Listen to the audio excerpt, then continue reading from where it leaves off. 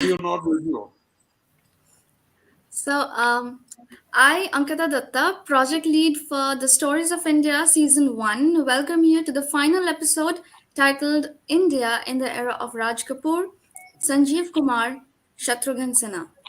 Stories of India is brought to you by tellmeyourstory.biz, a paperless media that works towards popularizing stories from academic research and social significance in collaboration with global thought leaders. Registrations are open for the writing program season 4, the last date for registration being 20th December 2021 today.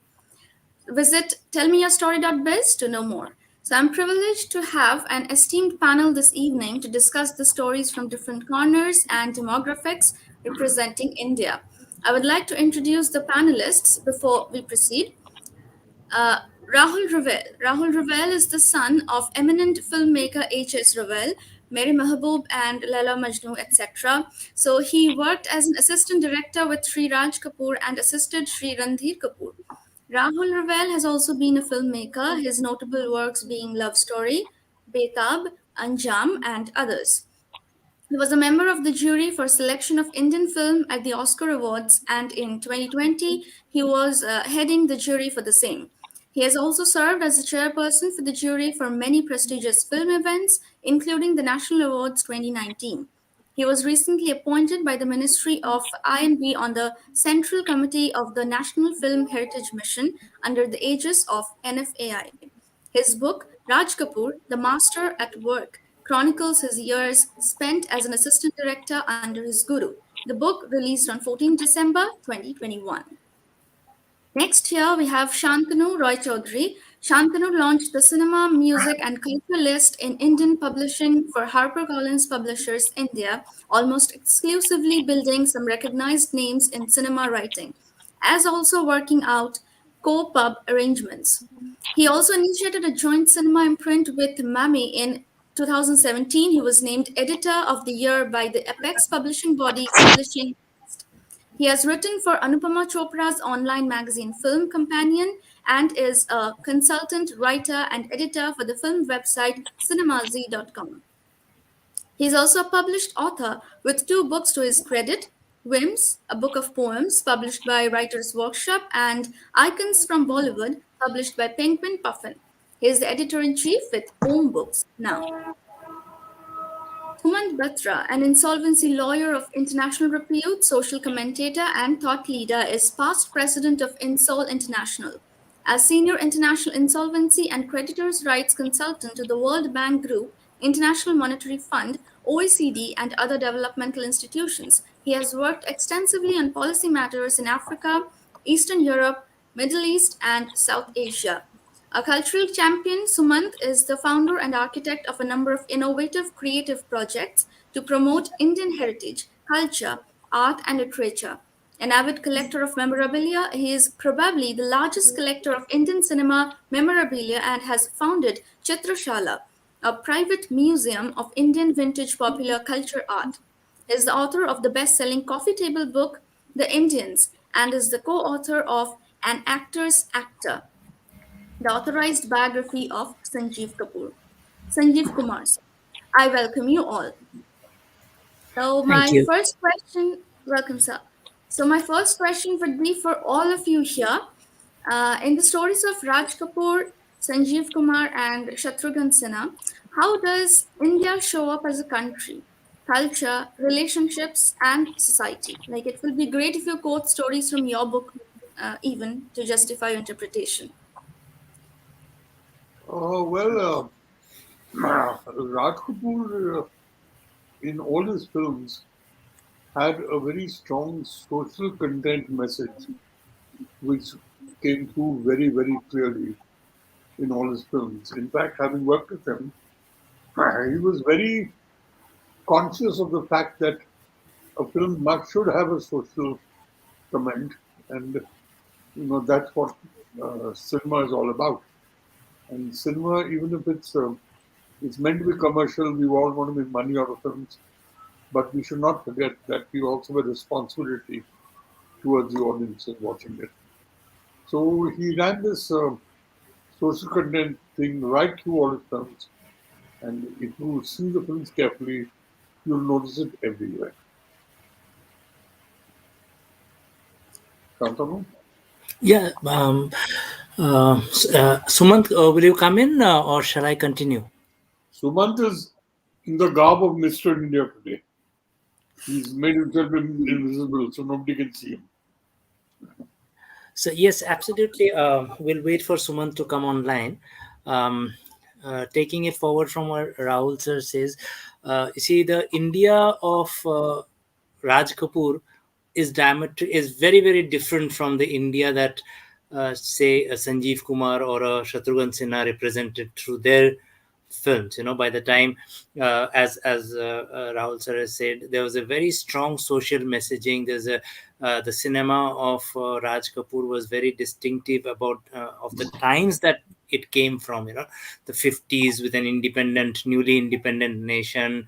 There was that aspect of it, and every film of his, had a very strong social message. Jis Desh Mein Ganga Behti Hai was based on bringing outlaws into the mainstream thing. And even when he went all commercial in the sense of his films, like even a film like Bobby has a very strong social content. So that and then Prem Rog, of course, another very socially conscious film that he made. I think by the time the 70s came, and Sanjeev Kumar or Shatrughan Sinha for that matter, Sanjeev Kumar I'd leave Sumant to talk about more.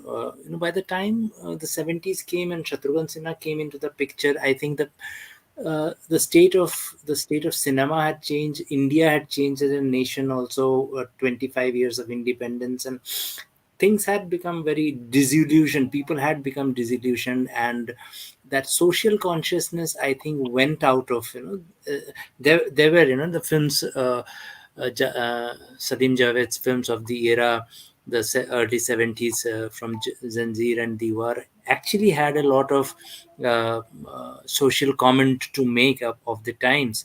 But Shatrughan Sinha, I think his films didn't have so much, like it the times had changed too much, and the cinema had become, I think, a little too escapist in actually, you know, uh, being able to capture the times that they were located in. So I think that is a basic difference between the time of, say, Mr. Raj Kapoor's film, and by the time the 70s came and Shatrughan Sinha came with his image of, the Mufat kind of hero.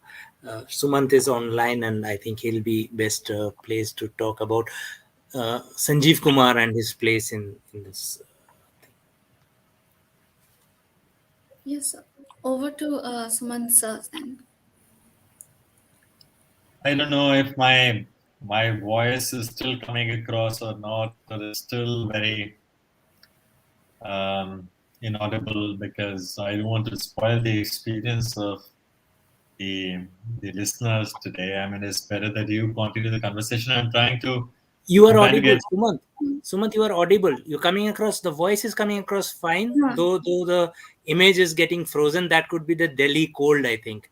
But Okay, go ahead. so okay, great, great. So I mean, I was trying to actually hear what you know you were having as a conversation. I was not too sure, what this was as a question. So if you could repeat it for me, Ankita, I could pick it up Yes, from there. yes, sir, sure.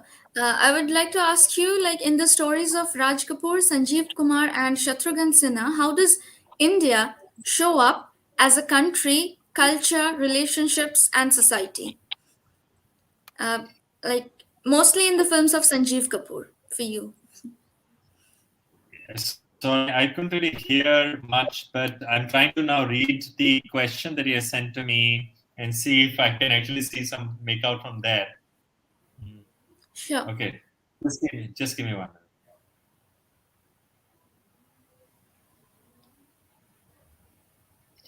All right, so I have a sense of, probably I'm still, although, speculating what that you're still on the first question that you had circulated.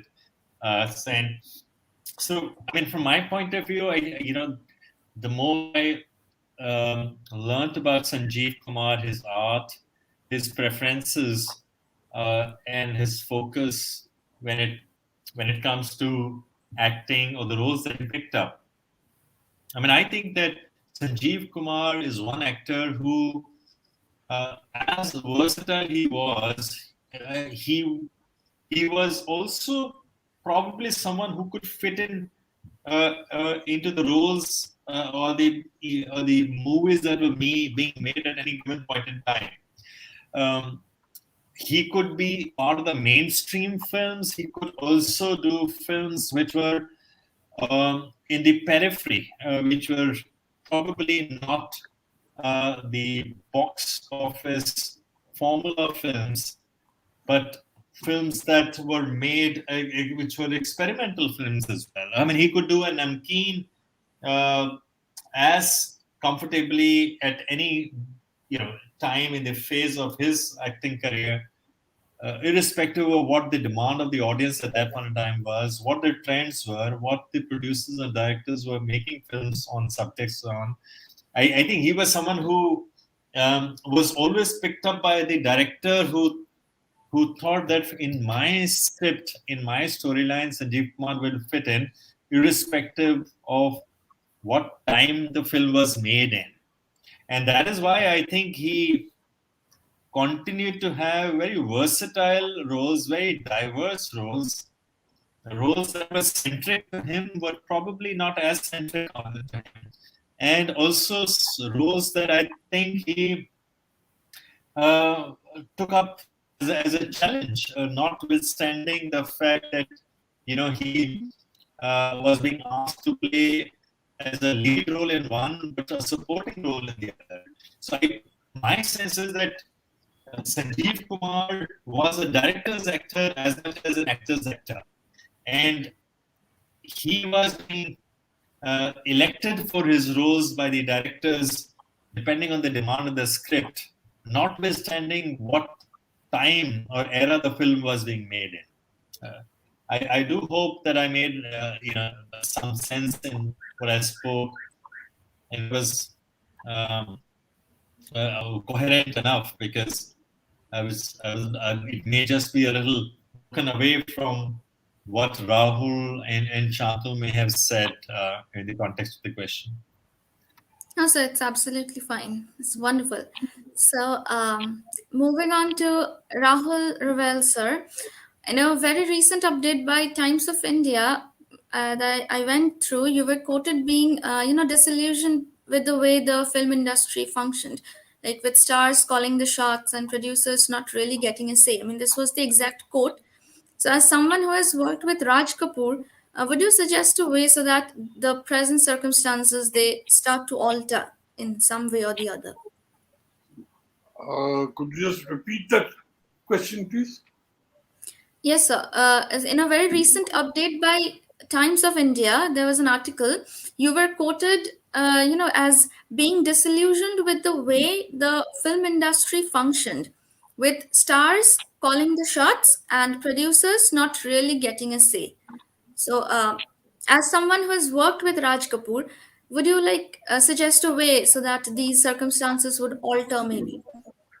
Well, my comment was not about producers not having a say. My comment was about directors not having a say. It was written Uh, like that, so okay, it was I written got in that. a way that was probably misread and written that way. It was directors not having a say. We came into an era where everything was decided by the actor. He would decide on the story, he would decide on the director, he would decide on the dialogue writer, the kind of dialogues. So he was doing everything. So what did the director have to do? Nothing. And that was disillusioning. It was, to a major extent, didn't want me to make films that way. After having worked for so many years and having worked with an iconic Raj Kapoor, and it didn't suit me at all. But things have changed now. There have been a couple of directors who have brought in that change. And I'm sure things as they move on, there'll be more in people and gradually come back to what filmmaking is actually all about. Where you have the story being narrated by one man who is the director. He actually steers the whole story in the direction which he visualizes the story to be and controls all the factors in narrating that story. That's the way it should be, and that's what is going to happen. Do you think the OTT platforms are playing a role in that, or are we overvaluing OTT? Uh, Uh, uh, I think, Shantanu, what I feel about the OTT is we have to basically realize one thing, that cinema and OTT are two different things completely. mm, You can't say that this film has done well here. It's also meant for the OTT. It's not. If a film is made especially for the OTT, it's got to cater to the OTT. It's got to be made in a style for the OTT. Similarly, a film made for cinema cannot satisfy the OTT. They are different animals. So everybody's got to be given their own due. It's only here, due to economic conditions over mm. here, that we are not moving away into the three separate streams that which are there. They're all different streams. We are trying to fit everything into the other thing, and it works, and some it works, with some it doesn't work. Yes, sir. So, would others want to put in, like, Sumant sir? Do you have any question related to that? Uh, okay, Was I You that think. go. for me? Hmm. Okay. Okay, so I'll move on to Shantanu sir. I would like to ask you, unlike Raj Kapoor and Sanjeev Kumar, who were the gentleman heroes, gentlemen. So Shatrughan Sinha's on-screen image is far more like macho and like flamboyant. For the like Bihari Babu who shouted "Kamosh," so that's what he's famous for. So what fantasy did Shatrughan Sinha manage to create with his audience? Like, how is he different? Uh, Yeah, like yes, gentleman is a relative term.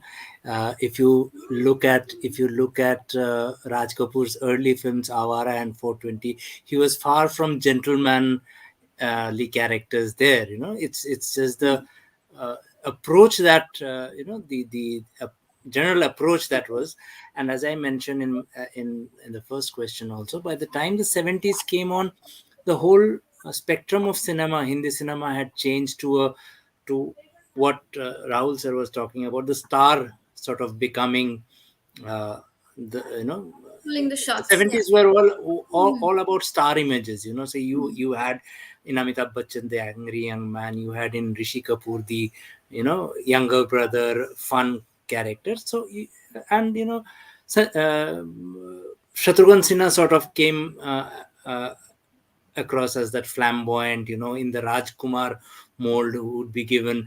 So I think one of the major contributions of Shatrughan Sinha that he made was about the fact that he transitioned from being a villain in his early films to becoming a hero, in the sense of, like, so that was. And unlike Vinod Khanna, who also made the transition, Shatrughan Sinha wasn't good looking in the Hindi film sort of way. He was not the chocolate boy, handsome, rugged, handsome Dharmender or Vinod Khanna look. So he made the transition to being a hero, despite his very sort of rugged, non-heroish look. And I think when when his first couple of films as a hero, Kalicharan and Vishwanath, became hits, and with his dialogue delivery, Puji Jali ko aag kehte hain, Puji ko raag kehte hain, they became popular. I think the whole of 70s was about replicating the same thing without too much creativity going around. So I think that's where he found an image, and right through his career he played to that image. I don't think, unlike Raj Kapoor or Sanjeev Kumar, I don't think he has too many diverse roles. He did have it with with a director like Gautam Ghosh giving him, a couple of roles in alternate in offbeat cinemas. But otherwise, I think his major contribution was creating that flamboyant, character who will have those CT mar and dialogues, and which will have the audience in raptures. And that generation of cinema, all right through the 70s, was about that image. I think he played to that image. He got an image and played to that image right through without actually feeling the need, or maybe even lacking the directors behind him who could tell him, okay, you can go. He was an exceptional actor in the sense that you pit him against an Amitabh in Kala Patthar or in Dostana. It's very difficult to say who was better. If anybody gave Amitabh Bachchan a run for his money, it was Shatrughan Sinha in these two films and Vinod Khanna in another 3-4 films.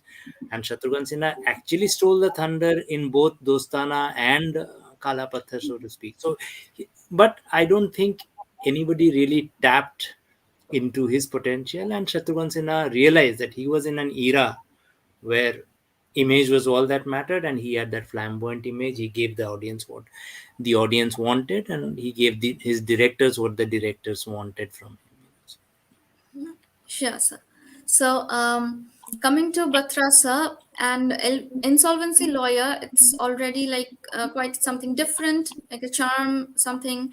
So then again, you are the authorized biographer of Sanjeev Kumar. Then you are the collector of memorabilia. So you're doing a lot of different genres. You're covering a lot of different genres. So what connects law, cinema, and memories? What connects So, that? Ankita, thank you. I mean, before I answer that part of the question, let me just very briefly take the liberty of responding to the first question, which I think I answered completely way off the mark, having read the question now. And I think I must make a couple of comments there. And I think Sanjeev Kumar, when you question that how does India show up as a country, culture, relation, society in Sanjeev Kumar's films, I think it's the other way around. I think Sanjeev Kumar was an actor who portrayed what the director wanted him to, or his films to show, uh, as to the various shades of India, whether it would be a film on, if I may say, an extramarital affair, uh, to a film that talked about the uh, deep, sensitive side of a man, be it in Kelowna or in Koshish, be it someone who would be in a very romantic relationship like Anamika, or it would be an action film like Sholay, and variety of other films that he did, um, or sensitive films like something like which even only Gulzar could make, as I said about 19. He was a character who could portray those stories or those characters that uh, would live in the ordinary life of India, not glamorized, not glorified, a common man, an ordinary man, his life, his relationships, his complexities, his challenges. I think that's what Sanjeev Kumar's strength was, that he fitted into the bills of all those characters perfectly. And I think that is why, you know, he, as I was mentioning earlier, continued to be as diverse as he was and as versatile as he was as a character. Now, and to your question on the insolvency and cinema, yes, I mean, I think the only connection that I find there is, or rather two, if I may say, is one is that of creativity. I mean, I think both cinema and law are very creative. And I do believe that for me, uh, when I practice my insolvency or any other branch of law, I make use of the creativity in my arguments, in my presentations, in the way I articulate my case. And I think it's the same in cinema. It's all about creativity, how you present your story, how you direct a film, how you play a character or a role. That probably is a connection, which is the general connection. But at the individual level, Yeah, I'm there now. I think for me, last 15 years, uh, But I just because can't of hear my anybody. work on the research of cinema as part of the foundation that we operate, Cinemazi, and also The research of cinema. my very uh, sincere commitment, if I may say, at the cost of sounding immodest, is that we really feel that there is a very, very pertinent need at this for to document the history and heritage of Indian cinema. A lot of people have done commendable job on this, but the whole work is very fragmented. And I and my wife about 10 years ago started thinking that we need to do something of that size, and about 3-4 years back, we started working on it, and Shantanu has been a part of that, and of course Rahul has been a great mentor there as well. And in a way, therefore, you know, cinema or memorabilia or research, all those efforts continue to offer so many opportunities also as a part of that. And Sanjeev Kumar was as a byproduct of that. When I met Hanif Bhai he had so much of research that he had done already. And we thought that we could probably contribute and complement that research and from the archives that we have. And we decided to work together on that book. And I'm glad that it has shaped up the way it has shaped up. And of course, Shantanu helped a lot in the editing of the book. And at the end of the day, I think whether you're a lawyer or whether you are any other professional or you are a businessman or otherwise, I think cinema is something which comes so naturally to us. Is something which I think as Indians we've grown up with. So uh, it sort of falls into place, if I may say, very easily. But I don't think it's got anything to do with the lawyer. But the second point that I wanted to make was that again, I think um, what law allows me to do as a legal profession is perhaps gives me a bit more ability to mobilize resources to push my creative interests, because whatever you do in life, whether as a foundation or whether the other creative stuff that we do, it does need a lot of financial support. It needs financial resources. And I have no hesitation in saying I think a lot of things that I'm able to do this because of the fact that my legal profession gives me that ability. And I think therefore to a large extent whatever creative initiatives that we do are owed to my legal profession, and to that extent, yes, my legal profession needs to take credit for whatever we do. Well, thank you. Sorry for the longish answer. No, no, it's absolutely wonderful to hear. So, yeah, so mostly creativity connects law, cinema, and memories. Okay, so to both of you, because Rahul sir, I think some issues have cropped up. Okay, let him join. Till then, let me ask you, like, as biographers, I mean, especially Sumant sir, you must have come across incidents, begging to be told, yet not suitable for expression. So, where does this dilemma lie? I mean, you have been biographers, you've been close to cinema, you've been close to Bollywood. So, do you have stories that you feel should be told, but you know, Well, yes, the answer is yes and no both, and I'll tell you why. This might actually come across a bit awkward, but I'm not a great fan of biographies or autobiographies. I have a huge collection of books, but the only genre, if I may say, which is completely missing from my personal library, is autobiographies and biographies. And I do believe that every life is inspirational in its own way. Every individual has uh, a lot to tell. But for some reason, from my own childhood, I always had this insecurity, and I have never been able to find the answer to that. Why? But I always had this insecurity that I have to build my own life. I don't want to get influenced by anybody else's life. I don't need to, and I mean, it sound arrogant, but I tell you, I mean, it's not about arrogance. It's not about, it's just that I always thought that I need to build my own individuality. I need to build my own personality. Nobody should say, oh, he's like this or he's like that. And therefore, I never read any biographies. I never read any autobiographies.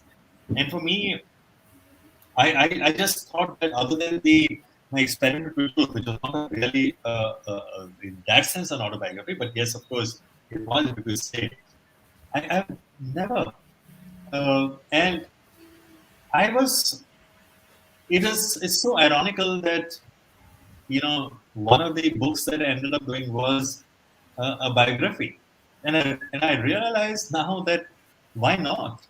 And I regret that I have not paid as much attention to the diagrams and autobiographies in the past, because when I discovered, the peeling layers and layers of Sanjeev Kumar's life, and I thought that there is so much to learn from individuals. There's so much to learn from people who are in public sphere. I mean, someone like Sanjeev Kumar is a great inspiration and a teacher, even when he's not there, for aspiring actors.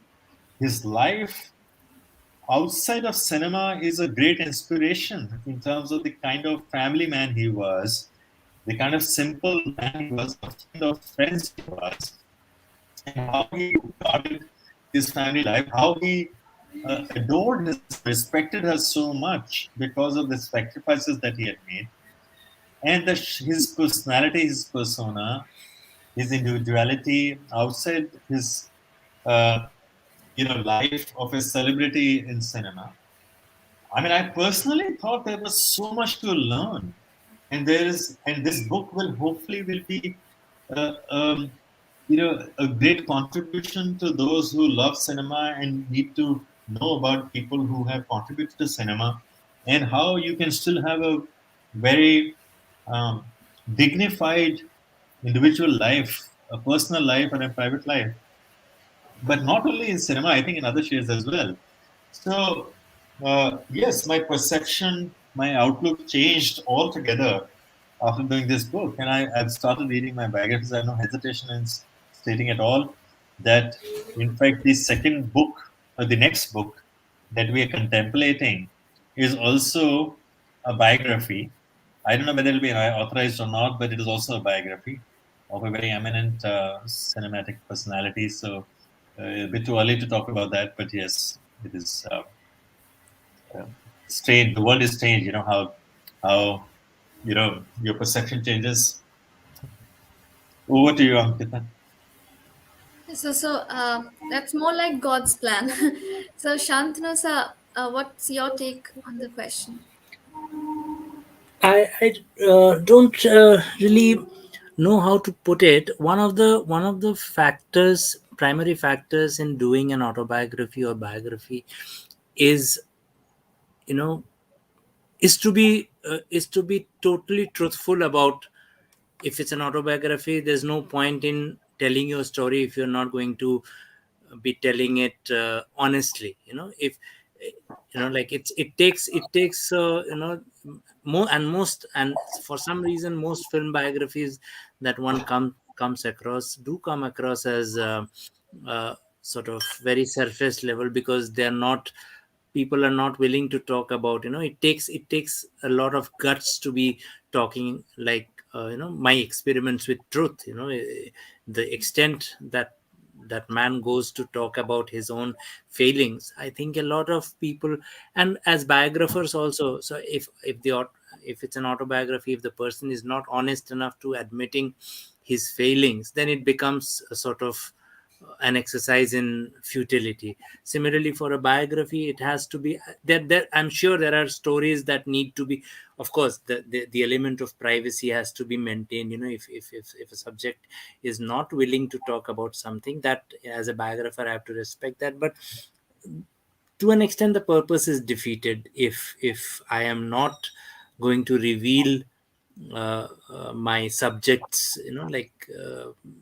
failings. It becomes hagiography. It's no longer a good biography. So I think that's the most, the line to draw. When it comes to a biography, the line you need to draw about what needs to be spoken about.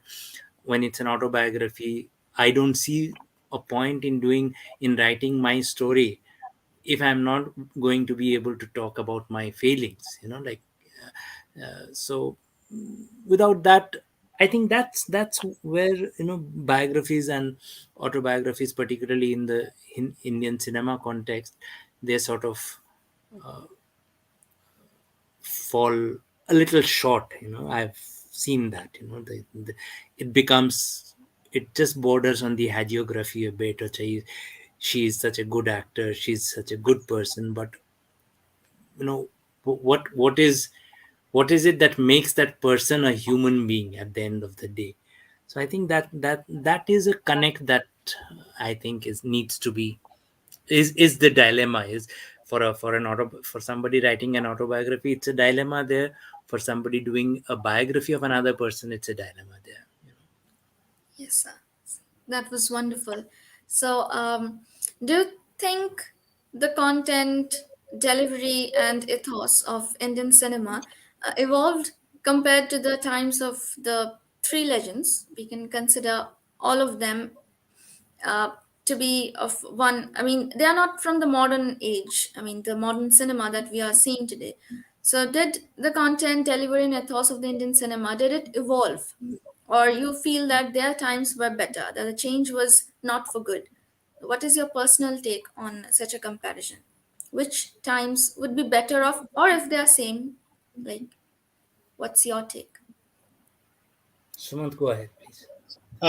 So I hope the question that you're asking, Ankita, because your voice was coming a little bit, just put a yes in the chat box. Is that you were asking that, is do you think that do I think that the content, delivery and ethos of Indian cinema evolved compared to the times of the three legends, or do you feel that the times were better? Is that the question? Yes, that's the question. Yes, sir, Okay, that's okay, fine. Oh yes, so obviously yes. I think those were very different times. I think um, and this is what Rahul mentioned at the book launch of his book a few days back on stage, when Suhail said, asked him a question. What is one question that you would ask him if Raj Kapoor were to be alive today? And he said, I would ask him, are you happy with the films that are being made today, or the kind of films that are being made today? And he said, he answered also for Raj Kapoor to say that, knowing Raj Kapoor, as well as Rahul does, he said, no, Raj Kapoor would have been very upset.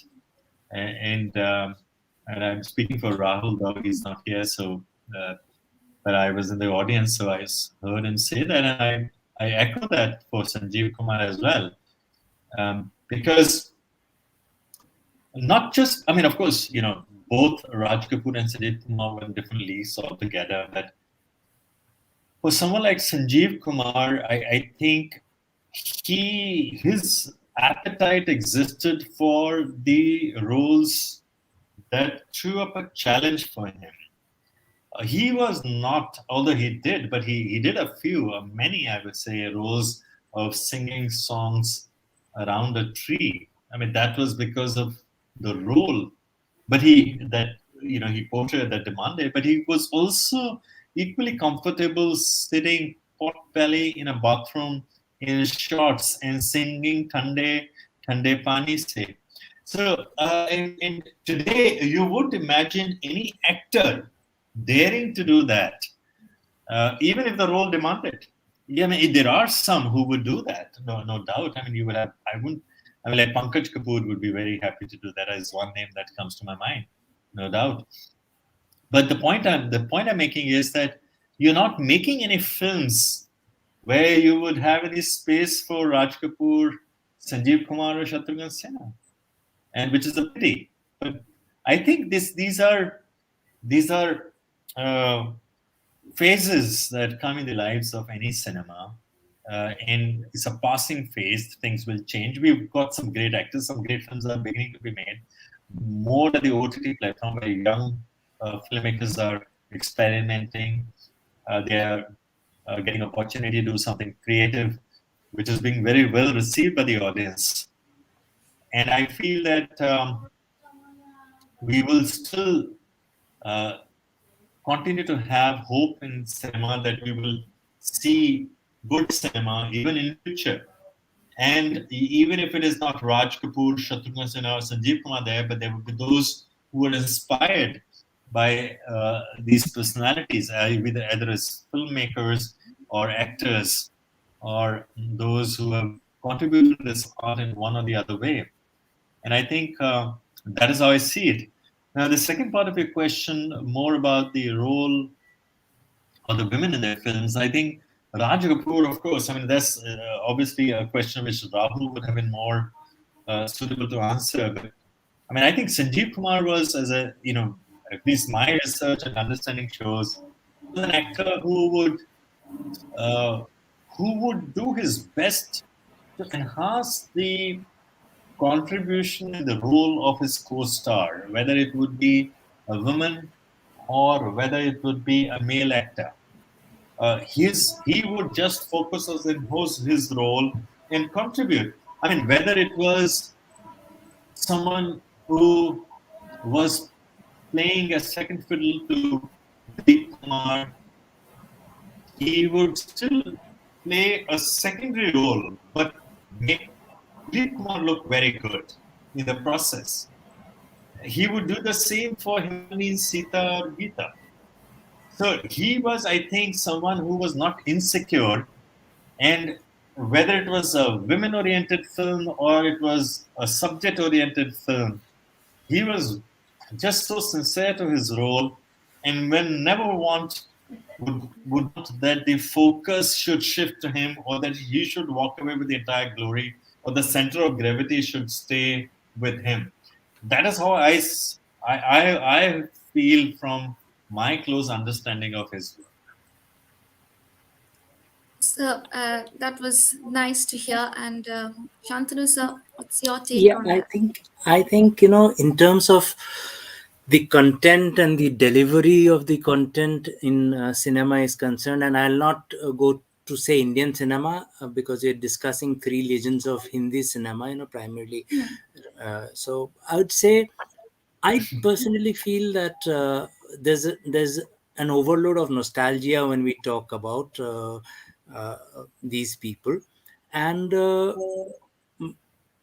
the content and both the delivery and content has evolved immensely, like particularly in the last 15, 20 years, in the last decade or so, we have had directors and subjects and actors unlike almost 30 years before that, uh, you couldn't think of a concept like Vicky Donor or or Shubh Mangal Shubhangal Savdhan Savdar, uh, yes. 20, Yep. 15 even Hmm. 15 years ago would have been unthinkable, or an actor actually daring to do that, or take a film like Udham Singh, like the Hmm. kind of film technique that was used there and the kind of messaging that it had without getting jingoistic or like overtly. So that kind of thing wasn't, I think, possible, wasn't being done, particularly in this. We started off the era of Raj Kapoor was immensely, the 50s was an immensely creative decade which married entertainment and social messaging in a very good manner. So you had the Pyasa and the Bazi and the Avara and the Mother India all coexisting and all talking about a certain uh, landscape of the country. But somewhere down the 60s we lost that entirely. It became Hindi cinema in particular became totally escapist. It was all about just going to the hills and singing songs, and the hero and the heroine. And the 70s, after a brief period where the angry young man captured the uh, uh, uh, essence of society in a certain flux, the anger of society, I think it went totally downhill. Particularly the 80s were a total washout in terms of both content. The only filmmaker who actually stands with some commendable work in that period is probably Rawail sir, like with Arjun and Dakat, which had a very focused sort of dramatic storytelling and worthy storytelling of cinema. But otherwise, take away the parallel cinema movement of Sham Benegal and Govind Nihalani, and you have a very poor, mm, uh, right through the 60s and 70s, cinema was in very poor state. That way, I think both the content and the delivery has improved immensely. The films of Vishal Bhardwaj, I can't imagine anybody 15 years ago, 20 years, like in the 70s, anybody making Shakespeare like he has done. Yes. It was out of the question, like, or the films of Heavy. Hmm. Anurag Kashyap, uh, Devdi would have been unthinkable in another era. So I think both in terms of, and one of the biggest things I do feel is the way that we use songs, and you know. After the highs of the 50s and 60s in terms of songs just became appendages for everybody to sort of to sell a cinema. Like now songs are more integrated into the narrative. It's part of the narrative. The It, soundtrack is part of the narrative, so it that does way not both come separately now. Yeah. yeah. So it's become realistic, so to say, like songs being played in the background to sort of, and the hero and heroine are not bursting out into song. So I think in terms of both content and delivery, we have progressed immensely. We have developed. We have there's a long way to go. Of course, there are the Suryavanshis and the Satyameva Jayates even now, but which hark back to the worst of the 70s and 80s. But in terms of certain content, we have actually progressed immensely in terms of both the techniques of filmmaking, the people involved, like the cinematographers involved, like particularly women coming into behind the as directors, as cinematographers, as editors, as music directors. So there's a lot of technique that has changed and improved for the better, I think. As far as women in cinema of these people are concerned, I think um, Sanjeev Kumar had a wonderful. It was serendipity that he got his maximum number of films with somebody like Gulzar, who understood the uh, feminine psyche. So he was part of a lot of films where women were at the focus, where and yet he made the film his own, sort of, be it a Mosam, where it was Sharmila Tagore as mother and daughter who were the focal point around which the character of Sanjeev, or Namkeen, of course, which had three women characters, and he was sort of another appendage who becomes central to the narrative, or Andhi for that matter. It's totally, as Gulzar Saab has often said, people forget that in Andhi there is just one woman character. Suchitra Sen is if you look at the film, Suchitra Sen is the only woman in that film. There are no other women characters in that film. And yet Sanjeev Kumar is so important too. So I think Sanjeev Kumar, when it comes to him, was, like the women in his films, particularly of this uh, genre of films that he made. I'm leaving out this commercial, the out and out commercial films that he made, which were totally dictated by other things. Which he had that, he had very with Jaya Bahaduri, he had Parichay and Anamika, and so where she had very, or Koshish, where they had Takkar ka role between the two of them. So that was very much a part of Sanjeev Kumar's whole ethos.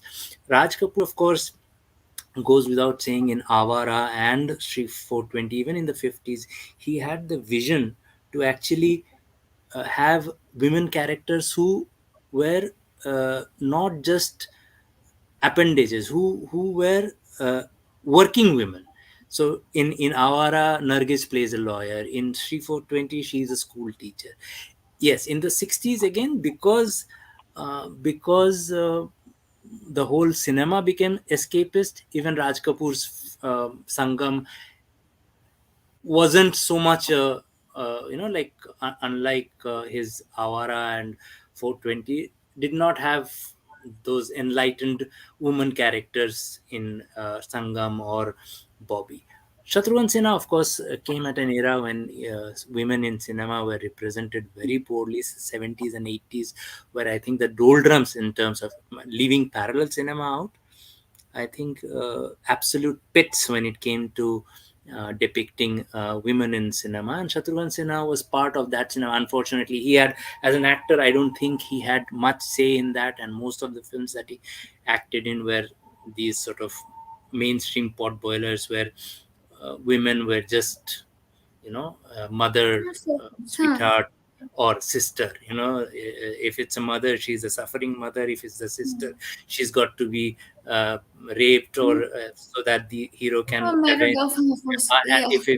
if it's the sweetheart, then of course it's because these Yeah. film needs songs between the hero and heroine. So I think by the time Shatrughan Sinha came into the picture, uh, the depiction of women in Hindi cinema had altered dramatically, and it was only somebody like Sanjeev Kumar who had the backing of the sensibilities of Gulzar, or filmmakers like Gulzar, who could still have that. But otherwise, I think women were very badly represented in right through this generation of 70s and 80s.